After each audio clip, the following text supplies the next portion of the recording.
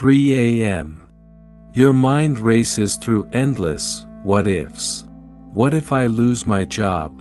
What if my health fails? What if everything falls apart? Your heart pounds as if facing real danger, yet you're safe in bed. This is humanity's greatest paradox. We suffer more in imagination than reality. We torture ourselves with scenarios that may never happen, stealing today's peace for tomorrow's imaginary problems. Welcome to Buddha Coha, where ancient wisdom meets modern struggles. Today, we explore, if everything in life is temporary, why do we spend our precious time worrying about losing what we can't keep forever? The Buddha's 2,500-year-old answer can transform not just how we think about worry, but how we experience every moment of our temporary, beautiful existence. If you struggle with anxiety, please subscribe to Buddha Coha and hit that notification bell. Your support helps us reach souls who need these teachings for modern peace. Part 1, The Ancient Mirror, Ananda's Golden Prison. Let me share a Buddhist tale that perfectly mirrors our modern struggle. Ananda was extraordinarily wealthy. His caravans traveled the Silk Road carrying precious gems between kingdoms. Yet despite possessing everything most could dream of, Ananda lived in constant torment. Every night, he calculated potential losses. What if bandits attack? What if storms destroy my ships? What if competitors ruin my reputation? His success had become his prison. The more he accumulated, the more he feared losing. Food had no taste because he worried about future famines. Beautiful sunsets went unnoticed because his eyes were fixed on tomorrow's uncertainties. One day, exhausted from sleepless worry, Ananda encountered the Buddha sitting peacefully beneath a tree. The sage's serene presence made Ananda feel safe enough to pour out his heart. "Venerable One," Ananda pleaded, "I have wealth beyond measure, yet no peace. Every success gives me more to lose. How can I find rest when everything feels so fragile?" The Buddha listened with infinite compassion, then asked, "When you were a child playing with wooden toys, were you consumed by these worries?" "No, I was completely carefree." "And when you made your first small trade, were you filled with this anxiety?" "No, I was excited, hopeful." The Buddha smiled gently. "Your possessions multiplied, but notice, so did your suffering. The more you grasp, the more you fear losing. You've forgotten a simple truth: everything that arises must pass away. This isn't a curse to fear, but nature itself to embrace." He gestured toward a flowing river. "Does that river worry about reaching the ocean? Does this flower fear wilting at day's end? They flow and bloom fully, understanding change is their essence." In that moment, Ananda's understanding shifted. The problem wasn't life's impermanence, it was his relationship to it. Part 2, Sarah's Silicon Valley Struggle, Same Pattern, Different Era. Now, meet Sarah, a 34-year-old marketing executive in Seattle. Like Ananda, she's achieved modern success: corner office, 6-figure salary, loving partner, beautiful apartment. Yet she carries the same ancient burden. Every morning, Sarah's mind launches into the daily catastrophe preview. What if today's presentation fails? What if my boss questions my last campaign? What if David leaves me? What if the market crashes and we lose everything? Her phone constantly buzzes with anxiety-feeding notifications, news alerts, LinkedIn comparisons, market updates. She checks email compulsively and scrolls through worst-case scenario articles that algorithms keep serving. The devastating irony: Sarah's intellectually sophisticated about anxiety. She's read psychology books, attended mindfulness workshops, and knows 85% of worries never materialize. Yet emotionally, she remains trapped in anticipatory anxiety, suffering over events existing only in imagination. One evening, after obsessing about a minor client interaction, Sarah stood on her balcony watching a breathtaking sunset paint the sky coral and gold. But her mind raced ahead to tomorrow's meetings, next month's reviews, next year's uncertainties. David joined her and asked gently, "When did you last experience a moment without simultaneously planning or worrying about the next one?" Lightning bolt recognition hit Sarah. She'd been so busy mentally preparing for uncertain futures that she missed the present moment, the only place where life actually happens, where peace exists, where joy lives.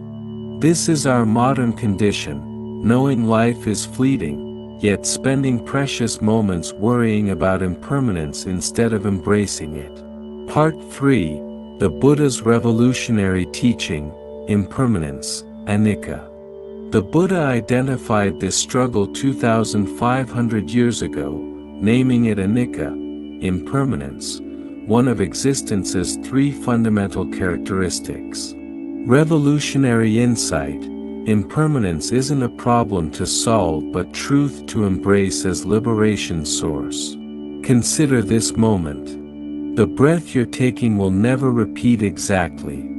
Your current thoughts are absolutely unique, never existed before, never will again. Scientists say most atoms in your body weren't there 7 years ago. You're literally not the same person who began this teaching. Initially terrifying, but the Buddha taught that this realization is profoundly liberating. If everything's impermanent, then current suffering is temporary. Mistakes are temporary. Failures won't last. Painful emotions will pass. But, here's the challenge: happiness is also impermanent. Success is temporary. People we love will eventually separate from us. Treasured possessions will break or be lost. In the Mahaparinibbana Sutta, the Buddha's final words were, "All conditioned things are impermanent. Work out your salvation with diligence." Notice what he doesn't say, not worry about impermanence or fight change, but acknowledge truth and act wisely. Our suffering doesn't come from impermanence itself, but from our resistance to it. We suffer not because things change, but because we desperately want them not to change. Part 4, the root cause, attachment, Upādāna, and the cycle of suffering. The bridge between impermanence and suffering is Upādāna, not simple attachment, but clinging, grasping, mental gripping. It's desperately trying to hold on to what's naturally ungraspable. Imagine holding sand in cupped hands, representing relationships, health, achievements, security. Natural tendency: squeeze tightly to hold it. But notice, the tighter you grip, the faster the sand slips through your fingers. That squeezing is Upādāna, mental grip creating suffering. Evolutionary programming treats psychological threats as physical dangers. We experience identical stress responses whether facing hungry tigers or angry emails. Ancient survival mechanisms become maladaptive, creating dukkha, persistent unsatisfactoriness, background anxiety, even when life seems good. Consider Tom, an architect who spent 5 years designing his masterpiece building. The night before opening, he couldn't sleep. What if critics don't appreciate it? What if it becomes a career-ending failure? What if people think I'm a fraud? Opening was successful, praised by magazines, celebrated by environmental groups. Tom felt elated for about a week. Then satisfaction faded, mind already racing toward the next project that would finally bring lasting fulfillment. This is dukkha, endless cycles, wanting, getting, briefly enjoying, then wanting again. Tom's error wasn't pursuing excellence but believing external achievement could provide permanent worth. The Buddha taught, this is suffering, birth is suffering, aging is suffering, illness is suffering, death is suffering, separation from what is pleasing is suffering, not getting what one wants is suffering. But there's hope in this teaching. Part 5, The Liberation Path, Mindfulness, Sati, and Present Moment Awareness. The Buddha provided practical solutions. First tool, Sati, mindfulness, clear awareness, remembering to be present. True mindfulness means paying attention with curiosity instead of judgment, acceptance instead of resistance, and presence instead of mental time travel.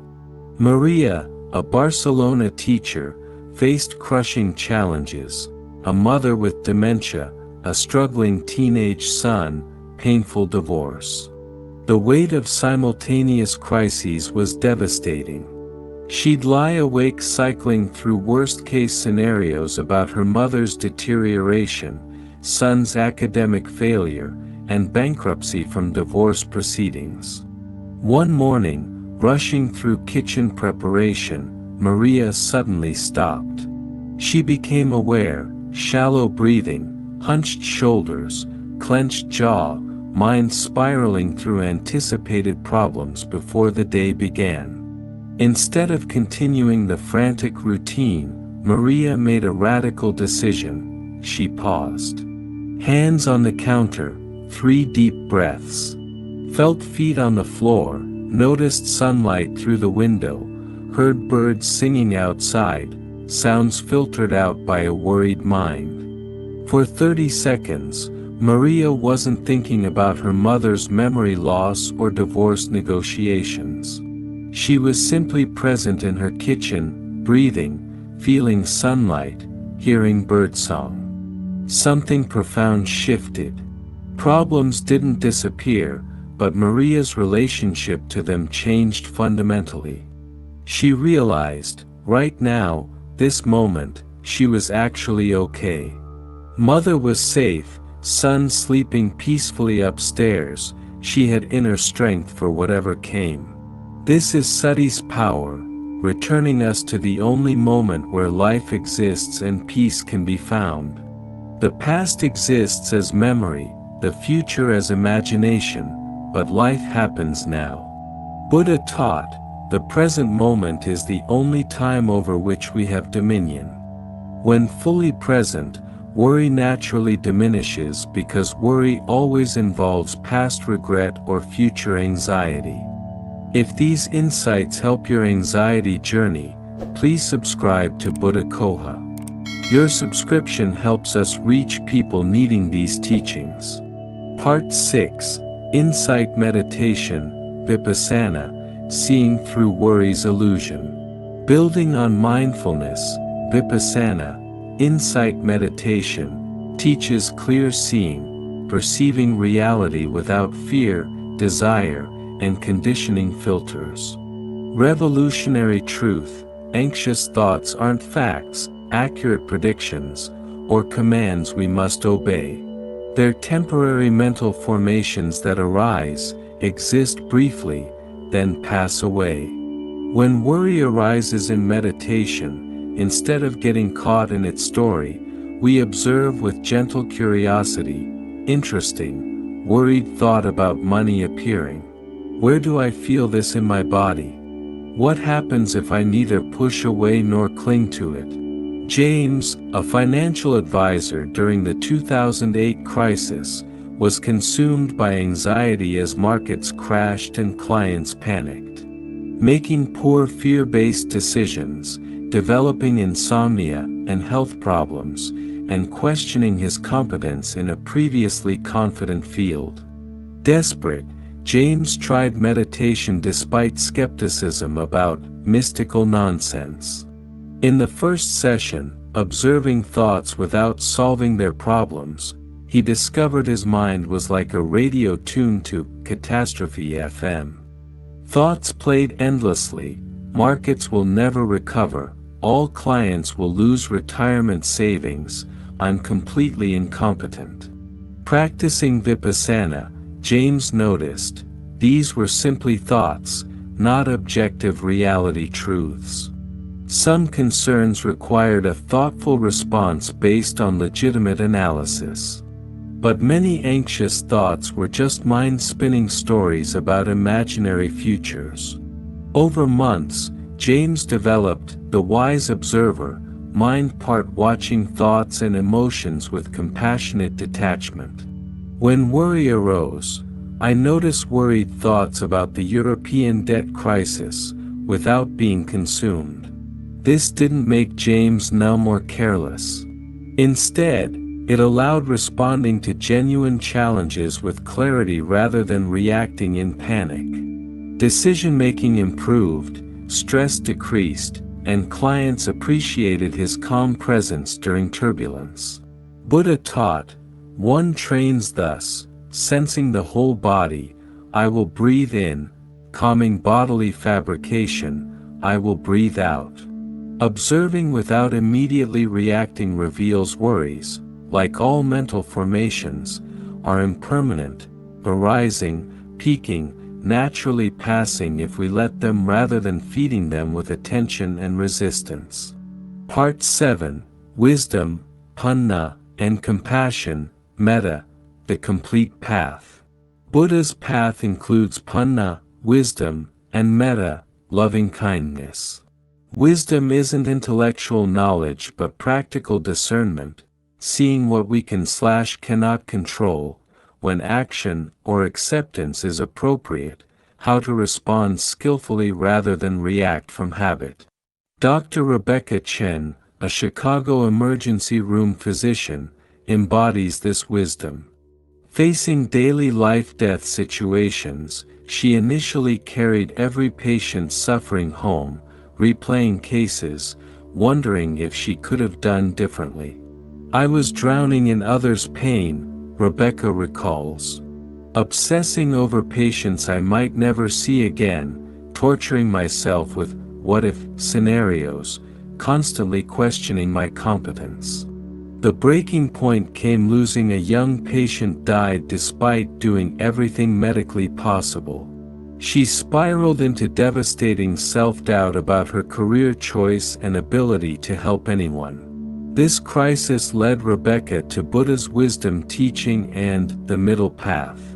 She learned to distinguish between caring deeply and carrying the weight of ultimately uncontrollable outcomes. Her role, giving the absolute best effort each moment while surrendering results to forces beyond individual will and skill. Not emotional detachment but caring wisely. Rebecca still grieves patient deaths, celebrates recoveries, and pushes herself to be the best physician possible. But no longer tortures herself with endless second-guessing or carries responsibility for outcomes depending on factors beyond medical expertise. Mettā, loving-kindness, offers a radical perspective shift, particularly powerful for worry. When trapped in anxiety, we're trapped in self-concern, protecting ego, possessions, image, security.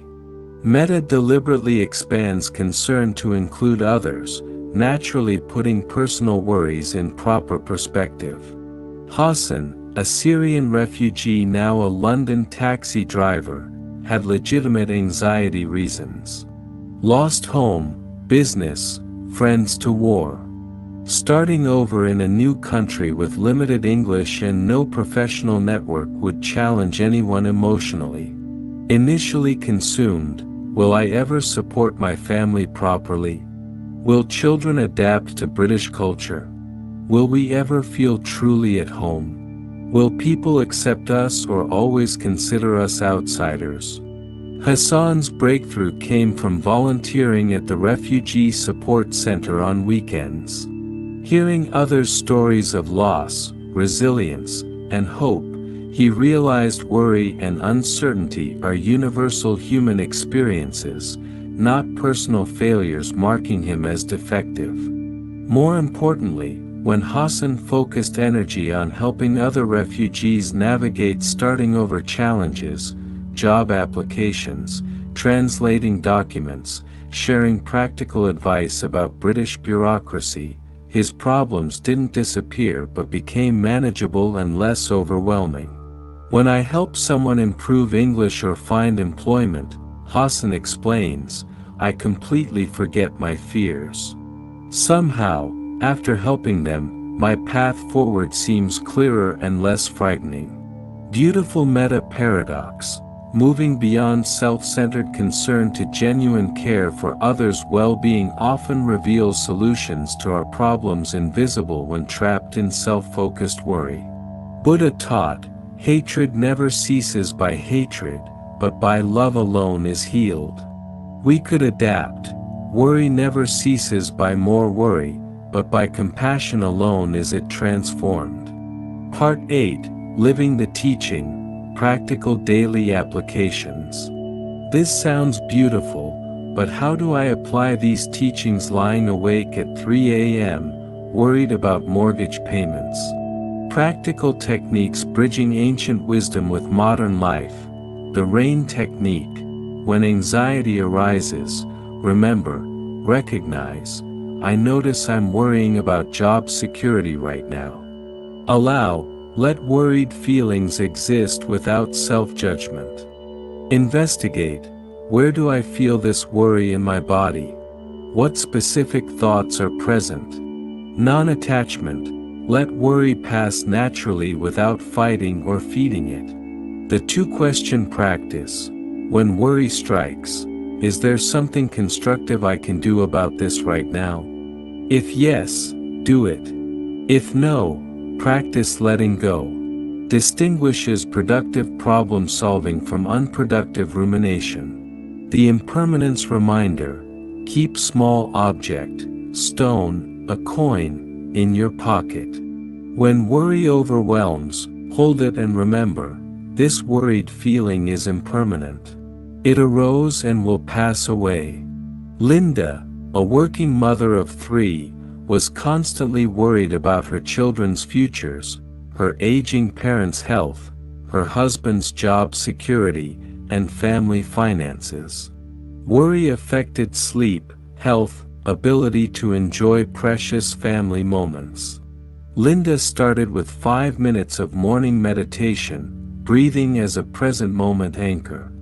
Throughout the day, when worry pulled her into imaginary futures, she'd pause and return to immediate sensory experience, warm dishwater on hands, children's laughter, coffee taste. When anxious thoughts arose, Linda applied the two-question practice. If actionable, researching daughter's school options, updating budget, she'd act.